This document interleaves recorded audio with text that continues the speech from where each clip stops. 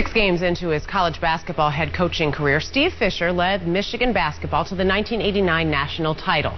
He followed that up by bringing in one of the most famous freshman hoops classes ever, the Fab Five. Weber, Rose, Howard, King, and Jackson played in 2 straight national title games, but the glory days did not last. Questions about a booster took over, an investigation was launched, and Fisher lost his job. But he didn't stay out of coaching for long. Hired by San Diego State in 1999, where he has remained, taking the Aztecs from a 5-23 record that first year to this year's 14-0 start and number 7 rank. And Coach Steve Fisher is with us now. Coach, your team is rolling.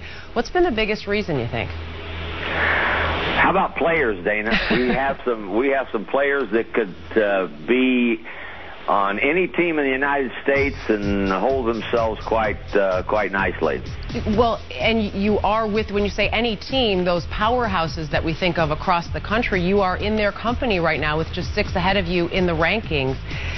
What advantage is it maybe that some people aren't looking at you, that you're under the radar because you're not a Duke and you're not a Kansas type team?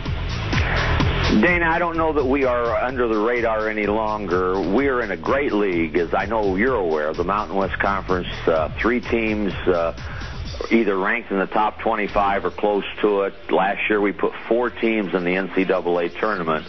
So we start league play January the 5th, and nobody will be dismissing us and looking to that next game.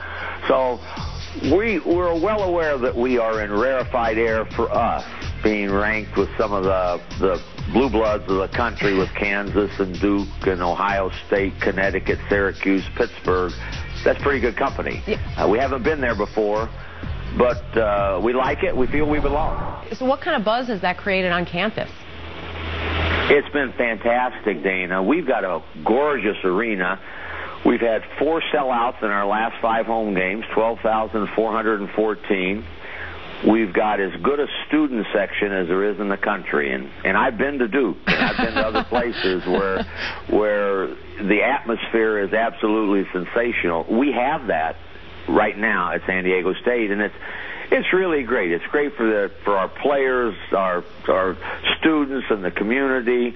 And we've got a buzz going in San Diego. Well, for people that maybe haven't seen, let's give them some idea what that buzz is about. Kawhi Leonard nearly averaged a double-double as a freshman again this season. What makes him so exciting and so good? He's a really, really good player, Dana. He was Mr. Basketball in the state of California. The first time we've ever gotten that kind of accomplishment with a player. He's a gym rat. He can score in a variety of ways. He's got big, strong hands where if he gets a piece of the ball, he's going to get it. A little bit like Chris Weber was for us from that standpoint. When he gets the ball, he's going to get it, and as you said, he's going to set records for double-doubles. And he's a hard guard, and he really works hard at his game. Well, you mentioned Weber, so I'm going to sort of take you back a little bit in time. But before I go Fab Five, I'm going to go to 1989. 6-0, and you win the national title. It's your first job as a head coach there. It's an unbelievable run. How would you describe that? 6-0, and you win a national title. It's what always happens to someone else, Dana, and it happened to me. And I had been coaching since 1968, so I did not just fall off the turnip truck. Right. But it was the first time for me to be a head coach and thrown onto the stage the way it happened.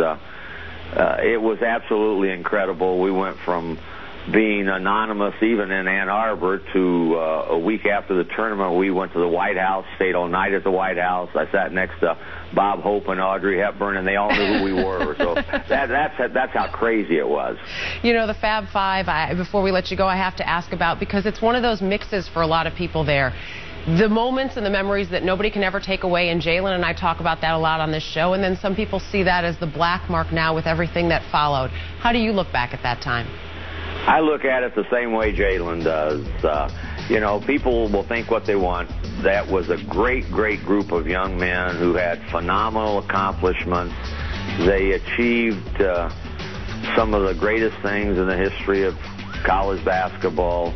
And more importantly, they're really good people, and you can look at what all of them, starting with Chris and Jalen and Jawan, have done with their foundations for others.